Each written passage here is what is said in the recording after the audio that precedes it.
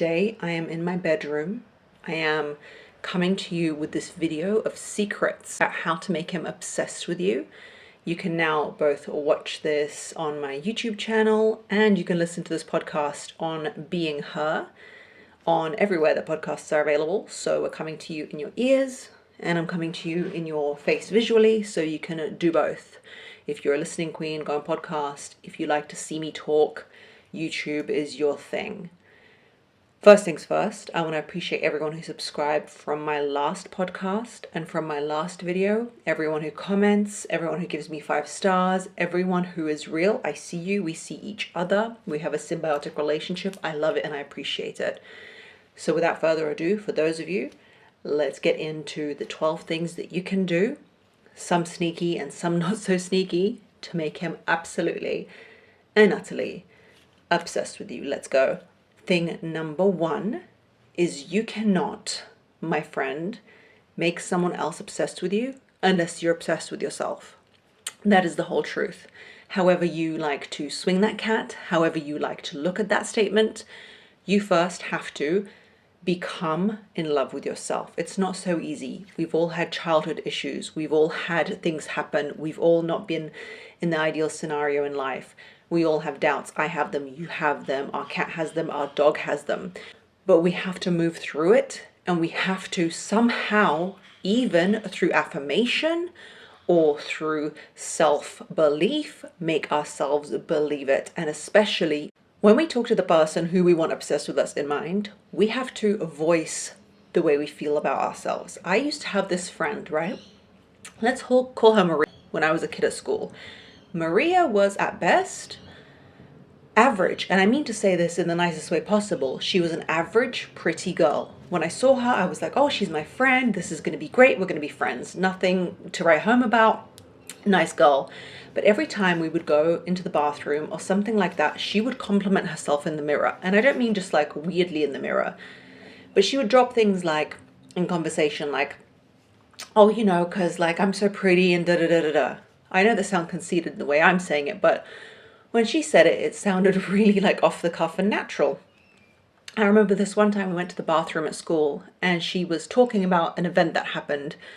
And then she looked at herself in the mirror and she said, oh my God, like my hair looks so good today. I'm so glad I washed it with that shampoo or something. So it wasn't in this crazy conceited way, but it was in this knowledge that she is a good looking human being. And lo and behold, over time, I was like, my friend Maria is so good looking. Maria is the prettiest girl in the world. I was over here believing the hype. So if you want someone to become obsessed with you, you first have to give that energy to yourself. You need to do affirmations in the mirror. You need to start falling in love with your features. The thing that helps me fall in love with my features is when I understand that they are related and connected to my ancestry. Like literally, the features that we have are the faces of the ancestors that we had. The ancestors that lived through snow and mammoths attacking them in order to bring you into this world now. They lived through trials and tribulations and wars and frostbite and all kinds of famines in order to bring you into this world right now. So when you look at yourself, if you cannot find the love for yourself that is just like, oh yeah, I'm so cute, I'm so good looking, then find the appreciation of the lineage that people before you had. Have some pride in the way you are. Have some pep in your step. Have some, I don't know, oomph and gumption behind you. You need to manifest self-belief and self-love to yourself before you can make him obsessed with you. Because this is the harsh truth. Nobody wants to be obsessed with somebody or in love with somebody or wanting somebody that isn't universally wanted. It's kind of a harsh truth because we want what others want. We want what is universally good. We want what is sought after. That's how branding works. That's how everything works. So unless you believe in the product that you're selling, which is you, why should he become obsessed with it? Why should he be crazy about it?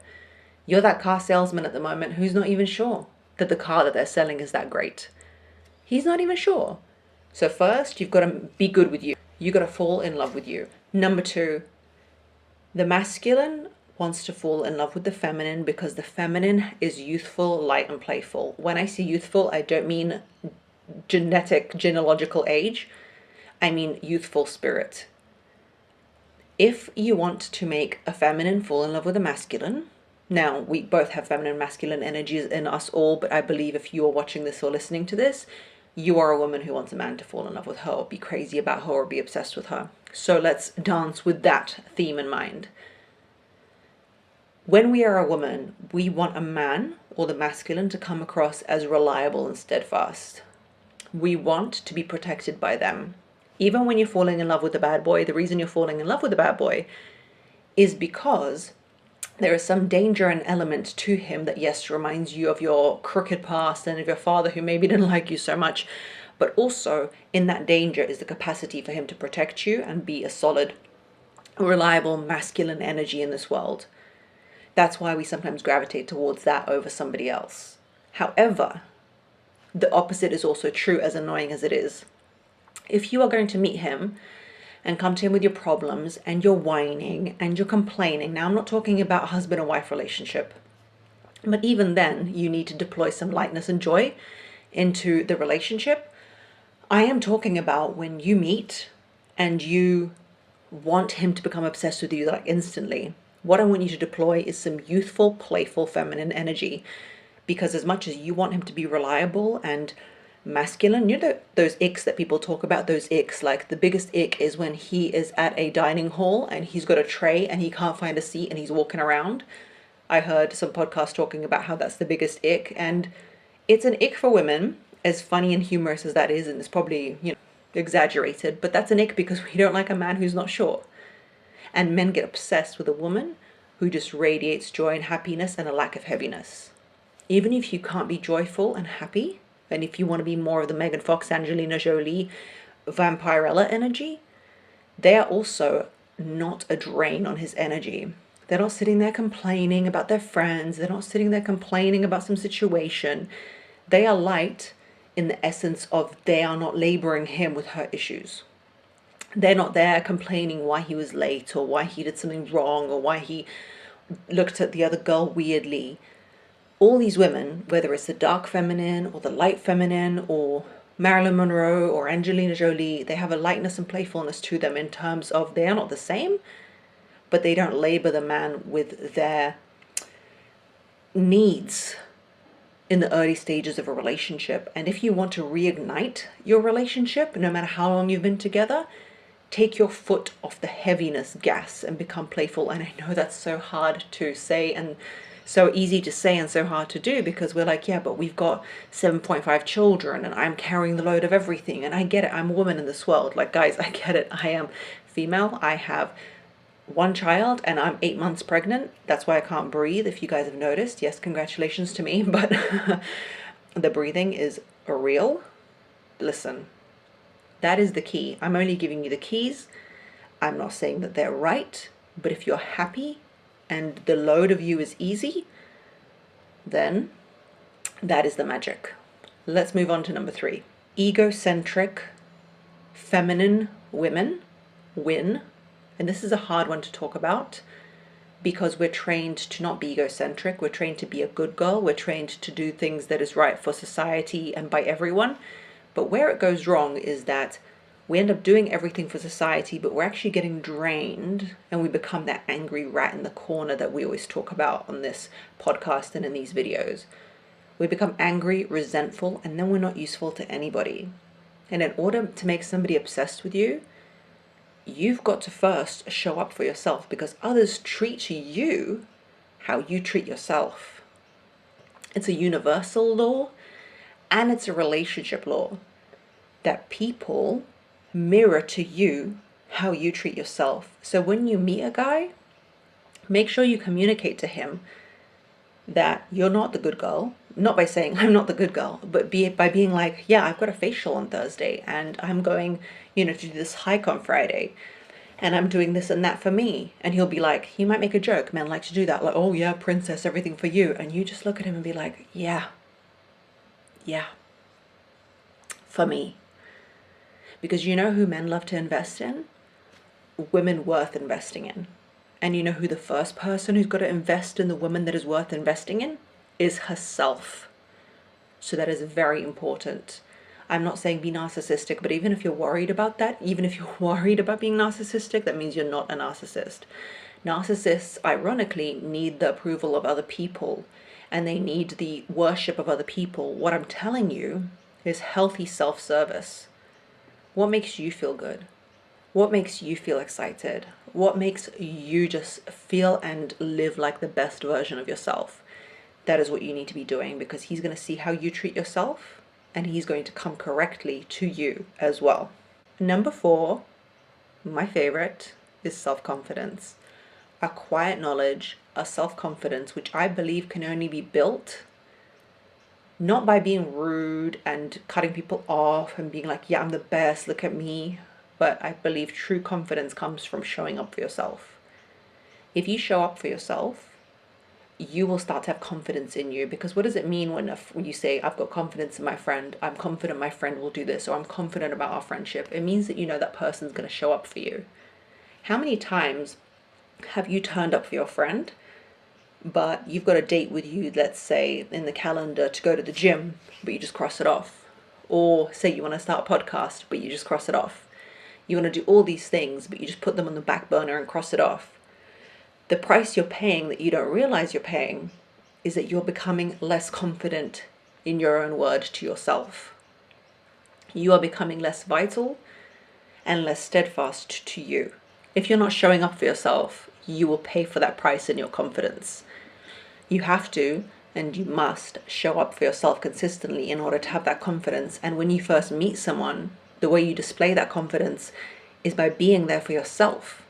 By knowing that, you want to drink the celery juice in the morning and you're going to do that. And if he invites you to stay over, you're not going to break your boundaries and you're not going to just run into his arms and, sleep with him on the first night, because you are your own priority and you are your own best friend. So confidence is really important.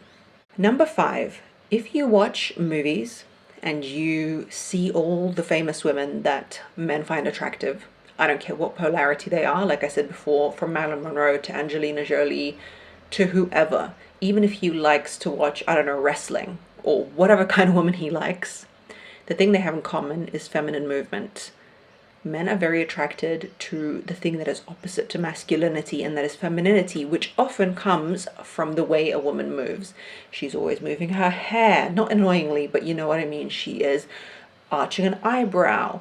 Even think about Nigella Lawson. Those of you who are British will know her. Or somebody who's like really vivacious and motherly and homely, not necessarily sexual or young or anything. All that sexy women have in common, even as they age, is they've got this vivacious way of moving, like their body flows. They're like a cat. They're here, they're everywhere. That's why they're often portrayed in like a dress that can move or something interesting. Or if they're the vamp type, they're portrayed in the leather pants, and the leather pants kind of emphasize her, and they make movements and they make noises when she moves. Like everything feminine, no matter which spectrum of woman the man might like, is not about a woman sitting on her laptop, hunched over with her neck forward, typing away with her fingers and static everywhere else. It's not about her standing by the bar statically. That's very masculine energy. If you imagine a woman just standing statically by a bar, no, the feminine energy, she's moving. She moved her hair, she moved that glass, she ran her fingers along that bar. It's like that very annoying Rolls-Royce ad. If you guys have seen it, Rolls-Royce, and she runs her fingers along the parts of the car and everyone's making memes of it. But the thing about why that thing is made is because men are genuinely attracted to feminine movement. So, if you want to make him obsessed with you, make sure you're not sitting there like a lump of coal. Make sure you've got some feminine movement to you. Make sure that you have some vivaciousness to you. Make sure that you've got some kind of, flow to you, because it's very attractive. Number 6, the art of flirting. I mentioned this in both of my feminine energy masterclass and my polarity masterclass on margaritanazarenko.com, so check those out if you haven't. But if you've lost the art of the flirt, then you're missing out. It's about seeing a guy and making eye contact for just a little bit too long to show him you're interested. Because ladies, let's face it, we have to choose them. They can't choose us, because then we'll be choosing disasters. We have to choose the man. So when you meet him, you have to know the art of the flirt. One of those things is don't always be consistent. And I know people will say, oh, but that's playing games, you just got to be yourself. No, I'm sorry, there's an art to everything, and the art of flirting is, if on Monday you were on the phone all day together talking about your dog and you know the kibble that you've put him on and how he poops really well, pull back on Tuesday and Wednesday. And I don't mean ghost him, but don't report every single bowel movement your dog has. And I know that sounds silly and ridiculous, but that is the truth, and I talk about it on my TikTok all the time. You've got to have ebbs and flows. You've got to know the art of flirting. You have to have a way to not make him over full, how I feel right now, because I'm so pregnant. I literally feel like I've eaten 3 Christmas dinners, everyone's Christmas dinners, and I can't breathe. That is what pregnancy feels like in the third trimester. Everyone who's been there knows, and everyone who is going to have kids in the future, enjoy, guys, enjoy. But you need to find a way to make him not overstuffed like me and not hungry, because that makes people angry, but just full enough and a little bit unsatisfied. That is the art of flirting. So always make sure you're leaving, and don't always end everything in text messages. Make sure you've got something to say when you see him. And if you're on the phone, don't be the one who's just sitting there. Make sure that you hang up with something more to say. That is the art of flirting. Number 7 is let him see you from afar. Organize things where you will be with him in your element with other people around. So if you're in a restaurant, go to the bar and order a drink so he can see you from afar. As simple as that, because he'll be like, wow, look at her in her wholeness. When someone's always zoomed in your face, like in a camera, you can't see them for the whole thing that they exemplify. And people are so exciting. And people often say that they find their partners most attractive when they're kind of zoomed out in a zoomed out lens. And first, they find them even more attractive when they're doing the thing that they're talented at. So say you're really good at playing piano, or say you're really good at holding conferences. Invite him to that conference. If you're like a party girl and he's a party guy, invite him to the party so he sees you in your element. If you're an artist and you paint, invite him to that, even if he is not the type to like what you do. Let's say you're really, I don't know, incredible baker, and he's just, I don't know, keto and he doesn't eat cake. Still invite him where everyone else is appreciating you, because when that person sees you through the lens of other people and in your flow and in your talent, that will make him go crazy for you. Number 8. This is a tricky one for the ladies, and trust me, it works. If you want a guy to be obsessed with you, we often think that we've got to put our best foot forward, say what we're really good at, say that we're this type of person, we're that type of person, look at me, blah, blah, blah. The way to make a guy obsessed with you is to ask him for his help. And I don't mean nag him, tell him, can you hang my shelf, or else. I mean, be like, oh my God, I'm stuck, I need your help, you're so strong. You know, all those hero things. Yeah, that. Or ask him for his advice. Like, if you know that he's the best chef around and he makes like the best cheese sandwich, text him randomly and be like, which cheese is it? You are the only person that would know that. Men love to feel useful and love to feel needed. And the thing that women often get wrong is they go, oh, but he doesn't want to be needed because he's never doing anything for me. He da-da-da-da-da. No, needed not as in like nagged and made to do stuff, but needed as in like celebrated for the thing that he is amazing at. And create scenarios where you're like, I need your help, I can't do this without you, because it's not about how you talk to the person, it's not necessarily about how you are with the person, it's how you make them feel. And let me tell you right now, this is the biggest secret of all secrets. If you can make him feel how he wants to appear in this world, you will become irreplaceable.